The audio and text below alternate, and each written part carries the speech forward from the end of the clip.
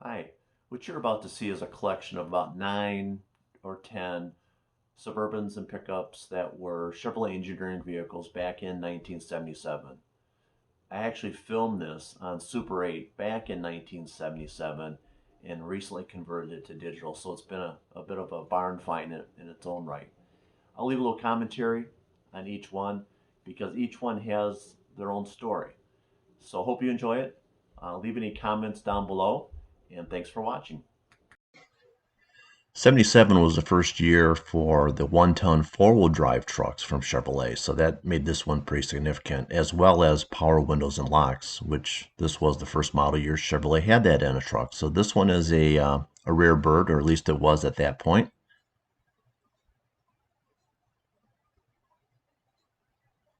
And then coming up is a 3/4 ton Suburban with a new two-tone for that year, which included hood stripes and a different colored hood. And you're going to see that on a number of the vehicles in this video. This is a pretty sharp one. It's a short wheelbase, half-ton truck, and that is 16-year-old Bill behind the wheel with his buddy Joe Takai laying on the hood with the Super 8 camera. Real cornball there, but unfortunately you're going to see a little bit more of me than you will of the truck, but at least gives you an idea how enthusiastic I was even back then. These were good times. These are fun trucks to be around, and I'm glad I was a part of that. Ta-da!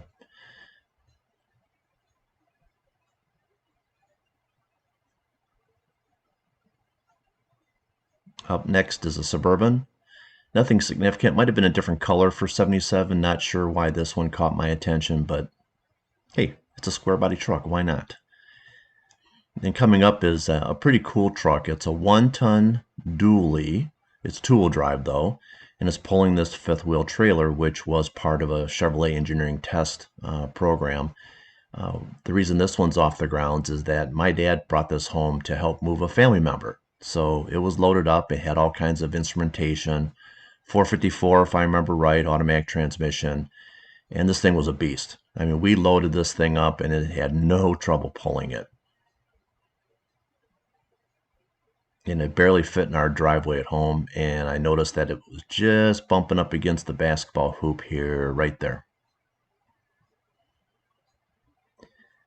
This was a sport package on a half-ton truck, and this one was the new Scottsdale trim, which was new for 77. Came with the light bar there, as you can see, and a lot of fancy stripes on a black paint. I think black, this was the first year for black on these trucks as well, if I remember right. This had bucket seats, as you probably saw through the window there, those white wagon wheels, power windows and locks, which again was new for that year. And this one, if I remember right, was going to a magazine, one of the truck magazines, for their evaluation. My dad had brought this home to make sure that everything was right on the truck. My friend Joe and I were trying to do something to the truck to make it stand out when we saw it in pictures at the magazine, but also something that my dad or one of the other engineers at the proving ground might not notice had changed.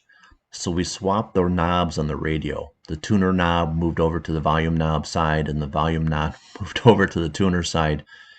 And as it turns out, when this truck appeared in the magazine and there was a picture of the dash, we could see that. So it was pretty cool.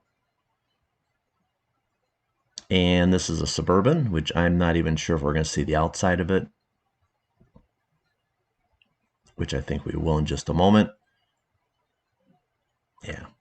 Again, this one had the wagon wheels, which was new for that year, the panel doors in the back, which was not new, but a pretty cool feature, and that special two-tone with the hood stripes. You know, Suburbans go, that was pretty sharp looking.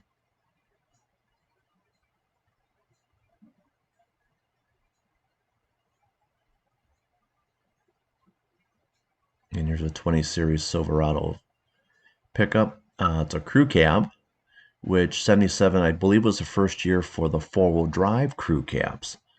These are pretty beefy trucks, pretty long trucks, and hey, the bigger the better, right? As with most of these engineering vehicles, they were pretty well equipped. This was the Silverado package.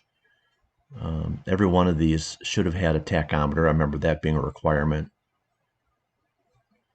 And then here's a dually crew cab, which It doesn't get much bigger and badder than this one. I'll tell you, look at it. It's got a winch on the front. Obviously the cab marker lights because of the dual rear wheels. And why I chose to film behind bushes, I don't know. Oh yeah, and this one had a manual transmission. So, man, would you love to find that one today or what?